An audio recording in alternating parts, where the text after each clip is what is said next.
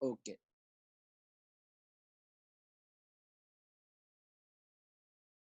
का डेफिनेशन देखो, डेफिनेशन बहुत सिंपल है।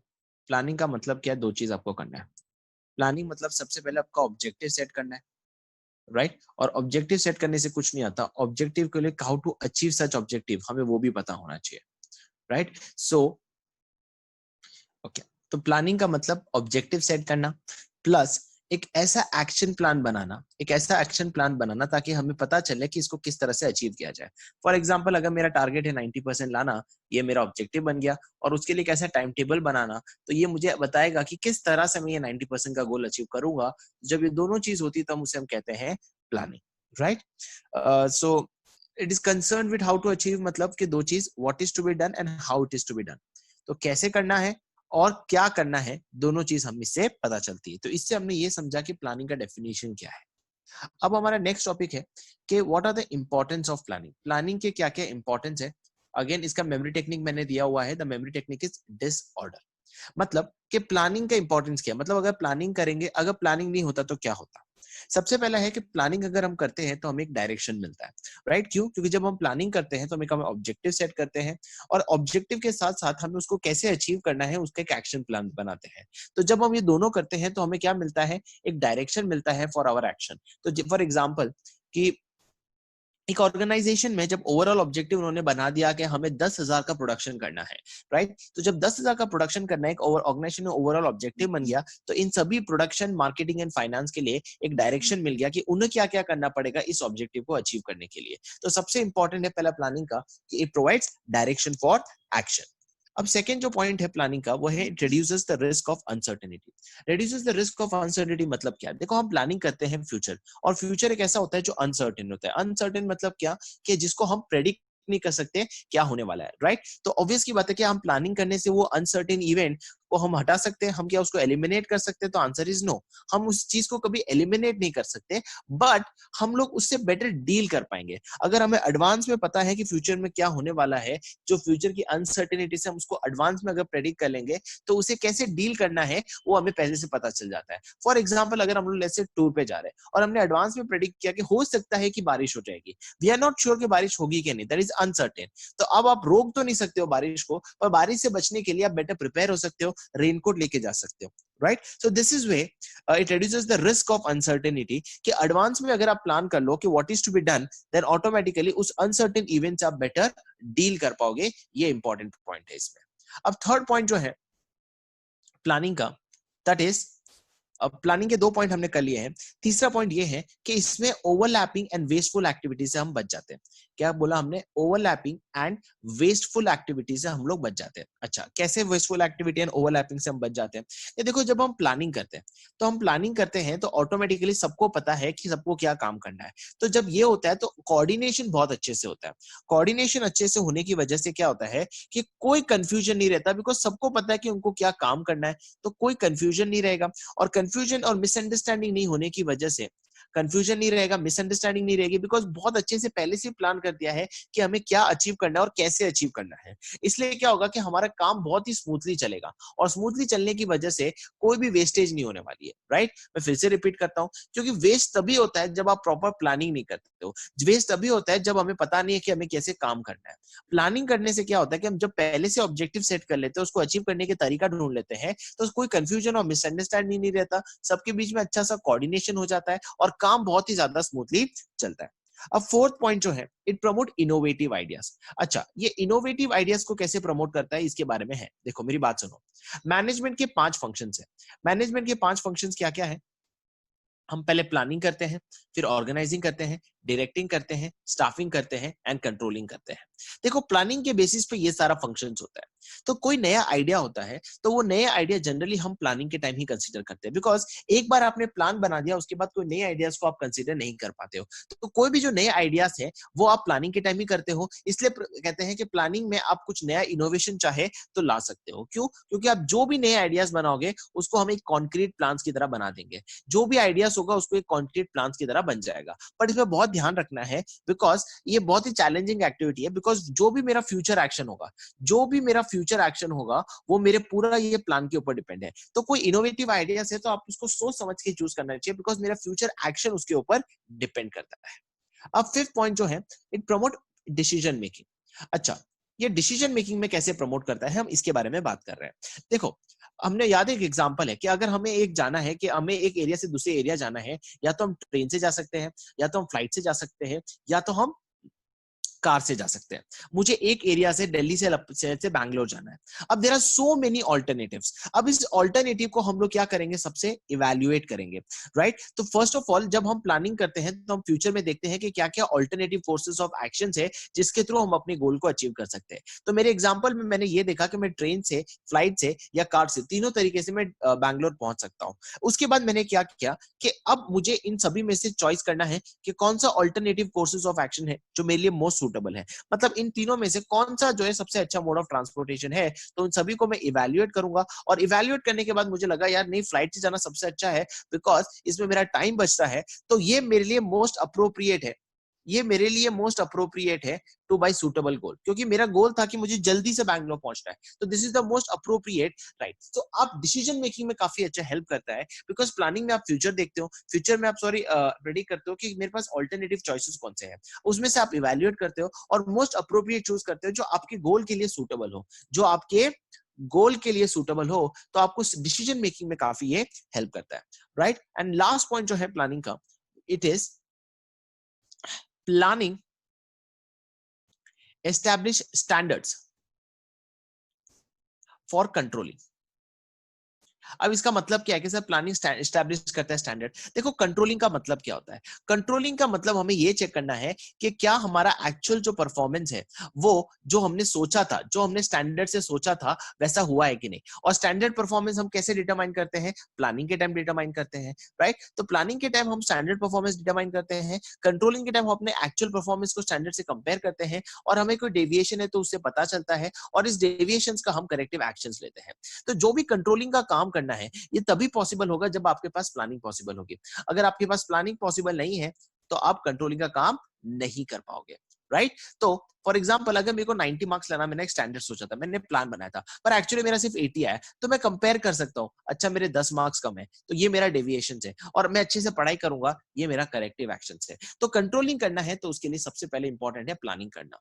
तो इसी के साथ अपना इंपॉर्टेंस ऑफ प्लानिंग कंप्लीट हो जाता है, जिसका मेमोरी टेक्निक है डिसऑर्डर, जहां डी का मतलब होता है कि it provides direction for action, I का मतलब है प्रमोट इनोवेटिव आइडियाज, एस का मतलब it provides standards for controlling, O का मतलब होता है it reduces overlapping and wasteful activities, R का मतलब होता है it reduces the risk of uncertainty, and D का मतलब होता है डिसीजन मेकिंग में हेल्प करता है। ई आर जो है यहाँ साइलेंट है, आपको डिसऑर्डर का पॉइंट पांचों के पांच इसमें कवर अप हो जाएंगे। अब जो नेक्स्ट पार्ट है इस प्लानिंग चैप्टर का, that is features of planning, मतलब एक प्लानिंग कैसा होना चाहिए, इसके बारे में हम डिक्लेयर कर पढ़ रहे हैं। फीचर्स ऑफ प्लानिंग, प्लानिंग कैसा होना चाहिए? देखो, प्लानिंग कैसा होना चाहिए तो सबसे पहले दो पॉइंट ऐसे याद हो जाएगा, परवेजिव होता है प्लानिंग, और दूसरा क्या होता है, कंटिन्यूअस होता है प्लानिंग। इसका मतलब क्या? परवेजिव का मतलब प्लानिंग हर लेवल ऑफ द ऑर्गेनाइजेशन में होना पड़ता है, राइट। चाहे वो टॉप लेवल हो, मिडिल लेवल हो या लो लेवल हो, हर ऑर्गेनाइजेशन में प्लानिंग होती है। प्लस हर डिपार्टमेंट में ऑर्गेनाइज प्लानिंग होती है, चाहे वो प्रोडक्शन डिपार्टमेंट हो, मार्केटिंग डिपार्टमेंट हो या फाइनेंस डिपार्टमेंट हो। और अब क्वेश्चन आता है, क्या प्लानिंग हर एक लेवल सेम होता है? नहीं, स्कोप डिफर हो सकता है। जैसे सर, स्कोप डिफर होने का मतलब क्या है कि सबसे ज्यादा प्लानिंग कौन करेगा? टॉप लेवल करेगा, उसके बाद कौन करेगा? मिडिल लेवल करेगा, उसके बाद कौन करेगा? लोअर लेवल करेगा।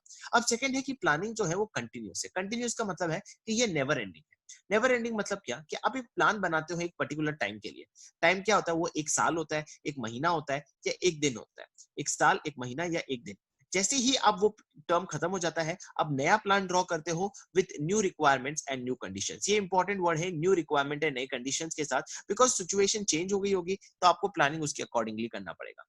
तो दो प्लान तो ऐसे हो गए, एक तो कंटिन्यूअस और एक परवेसिव। थर्ड जो है, क्या कहना है, इसे प्लानिंग जो है वो फ्यूचरिस्टिक है।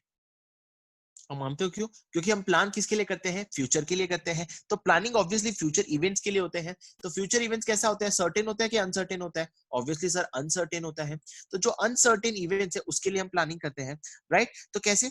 तो हम करते क्या है प्लानिंग में, हम फ्यूचर पीप इनटू फ्यूचर, मतलब हम फ्यूचर में देखते हैं, एनालाइज करते हैं कि क्या हमारा प्रोडक्ट चलेगा कि नहीं, और या क्या इवेंट्स होने वाले हैं जो अनसर्टेन है, और उससे डील कैसे करना है। तो हम पीप इनटू फ्यूचर मतलब हम फ्यूचर में देखते हैं, एनालाइज करते हैं जो भी इवेंट्स होने वाले हैं, राइट, और जो भी इवेंट्स होने वाले हैं जो अनसर्टेन है उसको कैसे डील करना है वो हम देखते हैं। तो बेसिकली ये फ्यूचरिस्टिक फंक्शन है, इसलिए बोलते हैं planning is a futuristic function.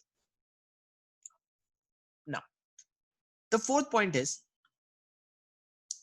कि जो प्लानिंग है इट इन्वॉल्व डिसीजन मेकिंग। क्या आप मानते हो planning involve decision making? Yes, हमने अभी एग्जांपल पढ़ा था कि देखो ट्रेन में जाना है, फ्लाइट में जाना है या कार में जाना है, तो बहुत सारे ऑल्टरनेटिव्स होते हैं। तो जब आप प्लानिंग करते हो तो आप गोल ढूंढते हो, और उस गोल को ढूंढने के बाद उसके बहुत सारे ऑल्टरनेटिव्स होते हैं, कोई एक ऑल्टरनेटिव नहीं होता, right. So there are always more than one alternative. Obviously अगर एक ही ऑल्टरनेटिव होता तो आपको प्लानिंग करने की जरूरत होती नहीं। तो आप बहुत सारे ऑल्टरनेटिव्स होते हैं, उसको आप एग्जामाइन करते हो, उसको आप एनालाइज करते हो, उसको आप इवेल्युएट करते हो, और उसमें से मोस्ट अप्रोप्रिएट चूज करते हो। तो ऑब्वियसली इसमें डिसीजन मेकिंग का काम आता है, इसलिए बोलते हैं planning is a decision making function.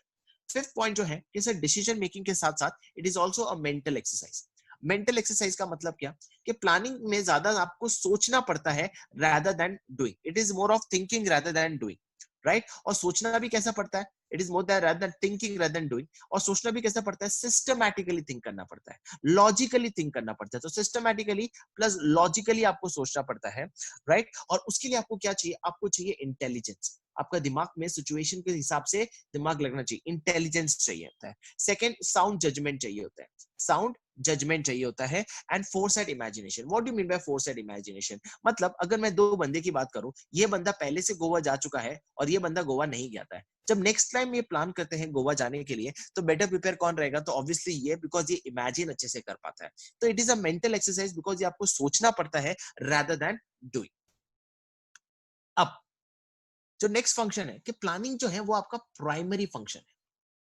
क्या मानते हो? यस। प्राइम प्लानिंग जो है आपका, ये प्राइमरी फंक्शन है। प्राइमरी फंक्शन मतलब क्या, कि मैनेजमेंट का सबसे पहला फंक्शन क्या होगा, प्लानिंग बनता है। और प्लानिंग के बेस के अकॉर्डिंगली आप बाकी सारे फंक्शन करते हो, that is organising, organising, staffing, directing and controlling. और ऑब्वियसली ये जितने भी फंक्शंस आप करोगे, ये within the framework of planning करोगे। जो भी प्लानिंग के अंडर ही होगा, इसके बाहर ये जा नहीं सकता। सेकंड क्या है कि प्लानिंग आपका ऐसा होना चाहिए जो ऑब्जेक्टिव्स को अचीव करे। सर इसका मतलब क्या, कि प्लानिंग ऐसा होना चाहिए जो आपके ऑब्जेक्टिव्स को अचीव करे? इसका मतलब ये है कि जब आप एक प्लान बनाते हो, जब आप एक प्लान बनाते हो, जब आप एक ऑब्जेक्टिव्स बनाते हो, तो राइट, जब ऑर्गेनाइजेशन का आपने एक ऑब्जेक्टिव बनाया, अब इसके अकॉर्डिंगली हर एक डिपार्टमेंट अपने ऑब्जेक्टिव्स बनाते हैं। प्रोडक्शन डिपार्टमेंट अपना ऑब्जेक्टिव बनाएगा, मार्केटिंग डिपार्टमेंट अपना एक ऑब्जेक्टिव बनाएगा, फाइनेंस डिपार्टमेंट अपना ऑब्जेक्टिव बनाएगा। अब ऑप्शन ये आता है कि जब ये लोग अपना ऑब्जेक्टिव प्लस इसका एक्शन प्लान बनाते हैं, तो it should B such that कि ये आपके ओवरऑल ऑब्जेक्टिव को कवर होना चाहिए। It should be within the framework of your organisations objective, उसके बाहर नहीं होना चाहिए, राइट। तो आपका प्लान ऐसा होना चाहिए जो आपके ओवरऑल ऑब्जेक्टिव को कंट्रीब्यूट करे। अब इसको याद कैसे करना है? बहुत ही सिंपल है इसको याद करने का। सबसे पहले क्या करने का, इसके 6 पॉइंट को इस तरह से याद करना, क्योंकि ऑब्जेक्टिव अचीव करने के लिए प्लान बनता है, तो ऑब्जेक्टिव कैसा होता है? फ्यूचरिस्टिक होता है। तो ये दो याद हो गया। सेकंड है कि ये परवेजिव है एज वेल एज कंटिन्यूस, तो ये 2 पॉइंट एक ब्रांच बन गया। थर्ड, राइट, क्योंकि ये मेंटल एक्सरसाइज है। क्योंकि मेंटल एक्सरसाइज क्यों? क्योंकि आपको डिसीजंस लेने पड़ते हैं, तो डिसीजन मेकिंग में तो हमेशा क्या रहता है? मेंटल एक्सरसाइज होती है। And last, it is a primary function.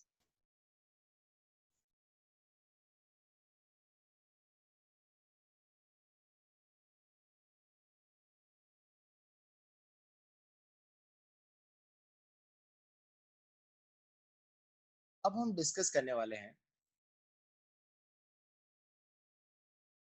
What are the limitations of planning, कि प्लानिंग के क्या क्या लिमिटेशंस है।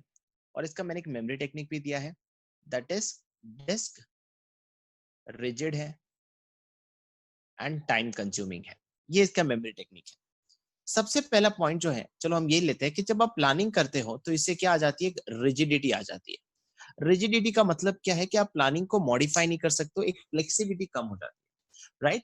तो इन ऑर्गेनाइजेशन जब आप एक स्पेसिफिक गोल बना देते हो, इन ऑर्गेनाइजेशन जब आपका एक वेल डिफाइंड प्लान बन जाता है, राइट, तो अब प्लान के बेसिस पे आप अपने फ्यूचर कोर्स ऑफ एक्शंस को भी डिसाइड कर लेते हो, क्योंकि हम प्लानिंग के डेफिनेशन में भी पढ़ चुके हैं कि फ्यूचर एक्शंस आपने डिसाइड कर लिया, क्योंकि प्लानिंग में हमने क्या पढ़ा था, set up the objective plus how to achieve such objective, उसका एक्शन प्लान भी बताना है। तो जब आप एक प्लान डिराइव कर लेते हो और उसका फ्यूचर एक्शन प्लान भी डिसाइड कर लेते हो, तो अगर कोई एनवायरनमेंट में चेंजेस आए, अगर कोई एनवायरनमेंट में चेंजेस आते हैं, तो हम इसको मॉडिफाई करना बहुत ज्यादा मुश्किल हो जाता है, right? So management may not be able to modify, तो मैनेजमेंट मॉडिफाई नहीं कर पाएगा, और जिसकी वजह से क्या होती है कि रिजिडिटी आ जाती है।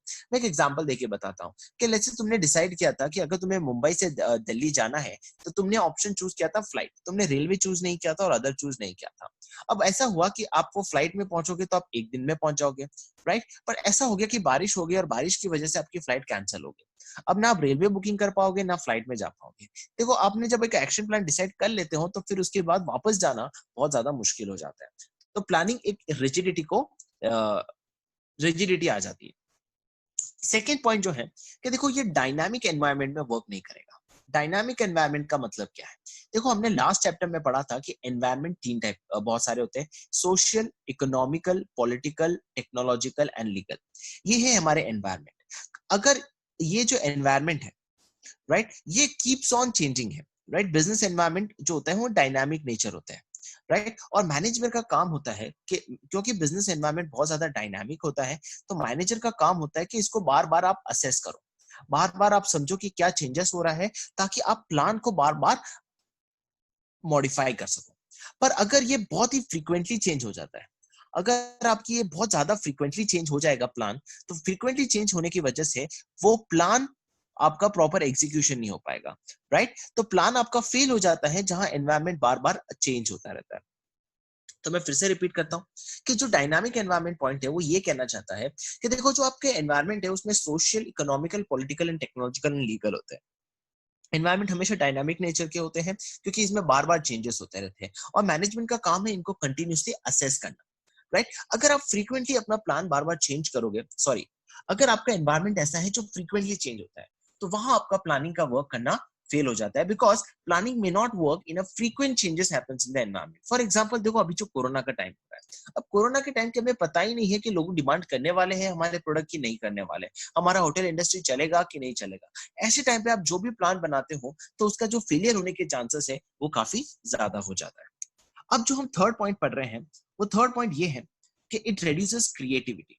अच्छा, ये क्रिएटिविटी को रिड्यूस करता है। देखो, हमने पहले पढ़ा था एडवांटेज में या इंपॉर्टेंस में पढ़ा था कि देखो, ये इनोवेटिव आइडियाज को प्रमोट करता है, तो ये क्रिएटिविटी को कैसे रिड्यूस करता है? इसका बहुत ही सिंपल सा एग्जांपल है, क्योंकि प्लान जो है, प्लानिंग हमेशा जो करता है, वो करने वाला कौन होता है? Top management, right? और इसका जो एग्जीक्यूशन जो करता है, वो कौन करता है? Middle management and lower level management. तो इनका एग्जीक्यूशन का काम मिडिल एंड लोअर लेवल का मैनेजमेंट है, पर प्लान बनाने वाला हमेशा टॉप लेवल होता है, राइट? तो कभी कभी क्या हो जाता है कि इन इन middle and lower level management को इंस्ट्रक्शन दिया जाता है कि आप जो टॉप लेवल जो प्लान बनाए हैं, उसे आप डेविएट मत करो, अपने तरीके से काम मत करो, जो कहा गया है उसको ही फॉलो करो, राइट? जिसकी वजह से क्या होता है कि जो creativity in middle and lower level manager की होती है, वो क्या हो जाती है? लॉस्ट हो जाती है, because the creativity in middle and lower level management ये लॉस्ट हो जाता है। क्यों लॉस्ट हो जाता है? बिकॉज इनको जो वेल डिफाइंड प्लान है उसके बाहर नहीं जाने को कहा है। तो सर, जो इनोवेटिव आइडियाज है वो किस तरह से सही है? देखो, इनोवेटिव अलाउ तो करता है only when the new ideas are given by top level. Middle and lower level को तो सिर्फ फॉलो करना होता है, इनके नए आइडियाज को आप कंसिडर नहीं करते हो, जिसकी वजह से उनकी जो क्रिएटिविटी है वो कम हो जाती है। अब हम जो नेक्स्ट स्टेप पढ़ रहे हैं, that is fourth point, it is a time consuming process. अब क्या होता है ये टाइम कंज्यूमिंग प्रोसेस? मैं ये समझा रहा हूं, बहुत ही सिंपल है टाइम कंज्यूमिंग प्रोसेस। देखो, क्या होता है कि कभी कभी आपने प्लानिंग करते वक्त इतना टाइम ले लिया, कभी कभी आपने प्लानिंग करते वक्त इतना टाइम ले लिया कि उसका इंप्लीमेंटेशन का टाइम ही कम हो जाता है। और इसीलिए कहते हैं कि planning is a very time consuming, because आपको काफी कुछ चीजें सोचना पड़ता है कि आपको ऑब्जेक्टिव बनाना है, उस ऑब्जेक्टिव को अचीव करने के लिए बहुत सारे ऑल्टरनेटिव कोर्स ऑफ एक्शन ढूंढने हैं, और उस एक्शन में से बेस्ट को चूज करना है, एंड देन आपको अचीव करना है। तो जब आप प्लान बनाते हो तो आपका इतना टाइम कभी कभी चला जाता है कि उसका जो एग्जीक्यूशन का जो टाइम है वो कम रह जाता है। फिफ्थ पॉइंट जो है, जो फिफ्थ लिमिटेशन है प्लानिंग की, कि प्लान अगर आप करोगे डजंट मीन कि आपको सक्सेस मिलेगा, राइट? क्या प्लान हमें गारंटी करेगा सक्सेस को? नहीं। हाँ, प्लान करने से आपका चांस ऑफ सक्सेस बनना ज्यादा हो जाता है, बिकॉज आप बेटर प्रिपेयर रहते हो, पर क्या ये गारंटी करेगा? Answer is no. प्लान कभी भी गारंटी नहीं कर सकता। क्यों? क्योंकि कोई गोल को अचीव करने के लिए दो चीज बहुत जरूरी है। सिर्फ प्लान पे डिपेंड नहीं करता, उसका इम्प्लीमेंटेशन भी जरूरी है, राइट? सिर्फ आपने प्लान बना दिया और आप सोच रहे हो कि अब आप अपना गोल अचीव कर लोगे, तो दैट डजंट मीन कि आपका गोल अचीव हो जाएगा। फॉर एग्जांपल, अगर मैंने प्लान बना दिया कि मैंने ना स्टडी 90% कैसे लाना है, पर अगर आप उसका इम्प्लीमेंटेशन नहीं करोगे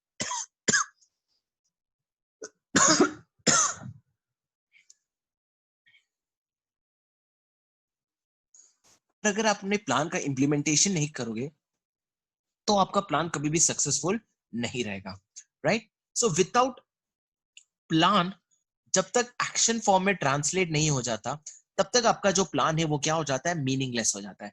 मीनिंगलेस मतलब उसका कोई वर्थ नहीं है, राइट? और बहुत सारे दूसरे अननोन फैक्टर्स भी होते हैं जिसके ऊपर आपका ये प्लान डिपेंड करता है। तो कभी कभी, क्योंकि हम एक ऐसे एनवायरनमेंट में हैं जो अनसर्टेन है, राइट? तो कभी कभी कुछ ऐसे फैक्टर्स आएंगे जो आपको पता भी नहीं था और जिसकी वजह से आपके काफी सारे जो प्लान है वो फेल हो गए। फॉर एग्जाम्पल, कोरोना के आने से पहले किसी ने सोचा था कि कोरोना की वजह से इंडिया में लॉकडाउन हो जाएगा? ऐसे जब फैक्टर्स हो जाते हैं तो आपके प्लान क्या हो जाते हैं? फेल हो जाते हैं। तो yes, plan does not guarantee success. And last point जो है इसमें,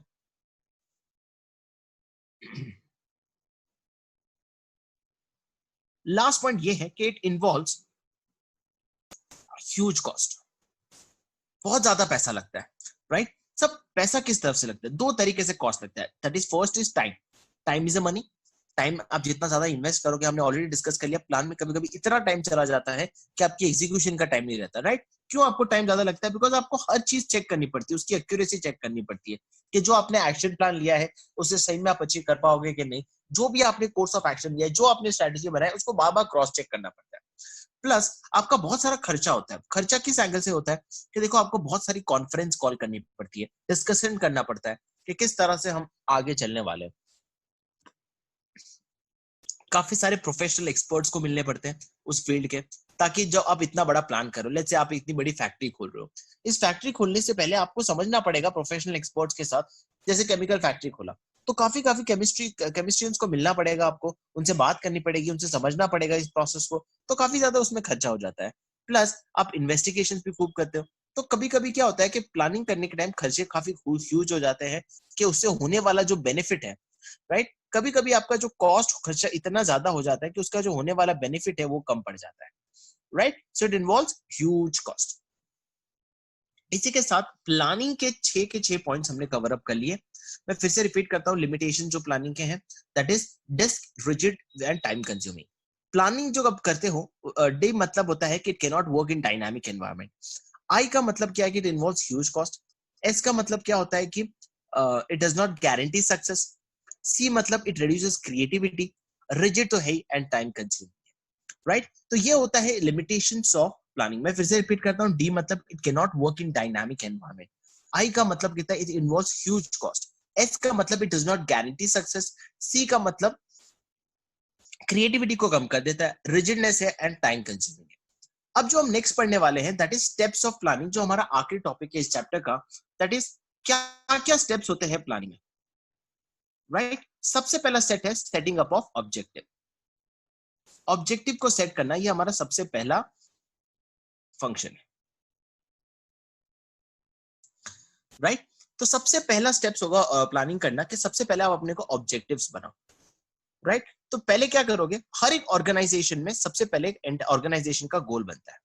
जब ऑर्गेनाइजेशन का गोल बन चुका है तो फिर हर एक डिपार्टमेंट को अपना खुद का एक और गोल बनाना पड़ता है, राइट? हर एक डिपार्टमेंट, जैसे प्रोडक्शन डिपार्टमेंट को अपना एक गोल बनाना पड़ेगा, मार्केटिंग डिपार्टमेंट को अपना गोल बनाना पड़ेगा, फाइनेंस डिपार्टमेंट को अपना गोल बनाना चाहिए।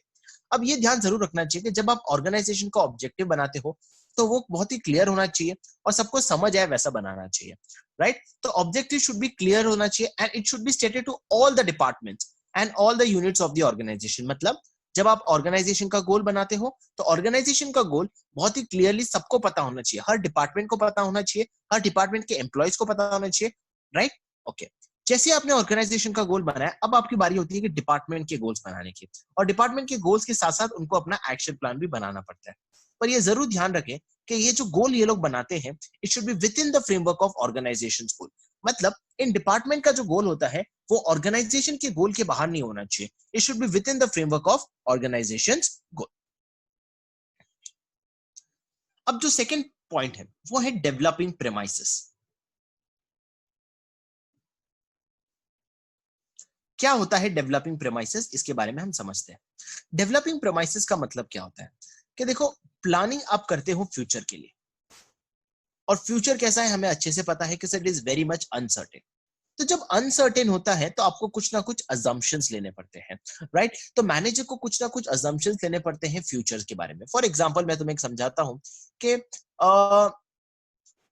मैं अज्यूम करता हूं कि आज जो मैं होटल इंडस्ट्री का बिजनेस शुरू कर रहा हूं, तो मैं एक अजम्पशन लेता हूं कि अब जो लोग हैं वो कोरोना से डरे हुए नहीं है और अब बाहर आएंगे और होटल में खाना खाएंगे। देखो, ये अजम्पशंस लेके ही मैं बिजनेस शुरू करता हूं, क्योंकि मुझे नहीं पता कि फ्यूचर क्या है, बहुत ही ज्यादा अनसर्टेन है। तो कोई भी बिजनेस में कुछ अजम्पशंस होते हैं और आपको वो अजम्पशंस लेके हुए चलना चाहिए। तो सबसे पहले समझना है कि हमने क्या क्या अजम्पशंस लिए हैं, और ये जो अजम्पशंस होते हैं इसको हम बोलते हैं प्रेमाइसेस। ये क्या होते हैं? हमारे प्रेमाइसेस, राइट? तो क्योंकि हमारा बिजनेस जो है वो क्योंकि हम प्लानिंग करते हैं फ्यूचर के लिए, और फ्यूचर जो है हमारा बहुत ज्यादा अनसर्टेन है, तो हमें कुछ अजम्पशंस लेने पड़ते हैं, और अजम्पशंस हमारे बन जाते हैं प्रेमाइसेस, राइट?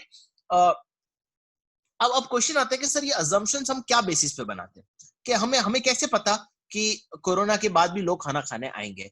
तो या तो मैं अपने पास्ट एक्सपीरियंस से बोलता हूँ कि यार नहीं नहीं नहीं, पास्ट एक्सपीरियंस में ऐसा हुआ है कि बहुत भी पहले पहले कैलेमिटी आई है पर लोगों ने बाहर खाना शुरू किया हुआ है। या तो मैं प्रेजेंट की सिचुएशन को देख के बोल रहा हूँ कि नहीं नहीं, अब जैसे लोगों में जिस तरह से डर हट रहा है, लोग धीरे धीरे जिस तरह से बाहर जा रहे हैं, तो हो सकता है कि होटल में खाना खाना शुरू आ जाएंगे।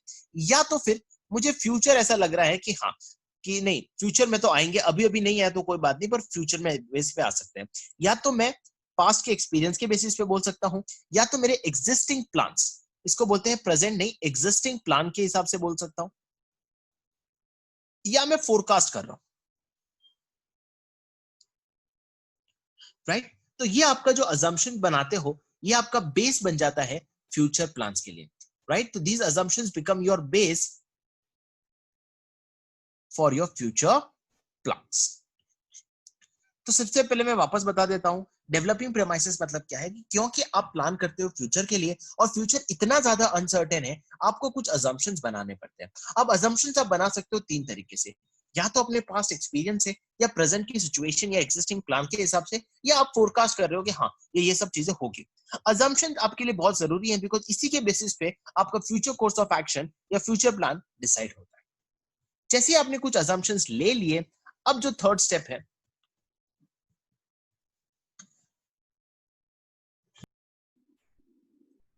ओके, अब हम आगे बढ़ते हैं, और आगे जो टॉपिक है,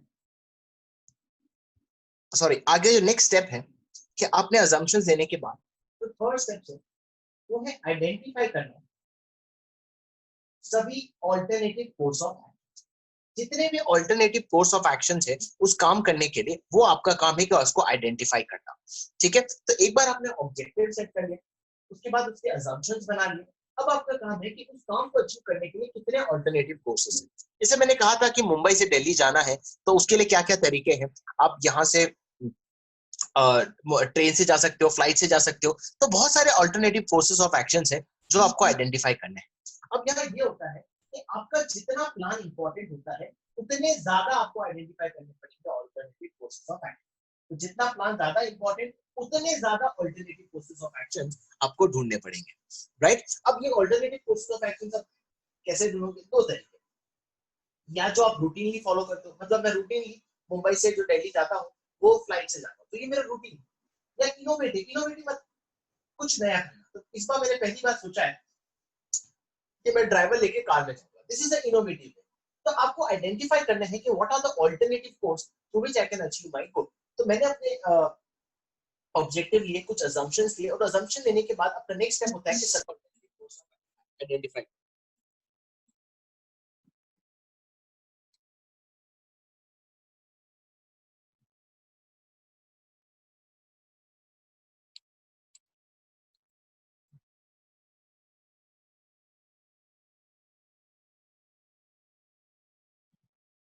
सभी ऑल्टरनेटिव कोर्स ऑफ एक्शंस को आप आइडेंटिफाई करो।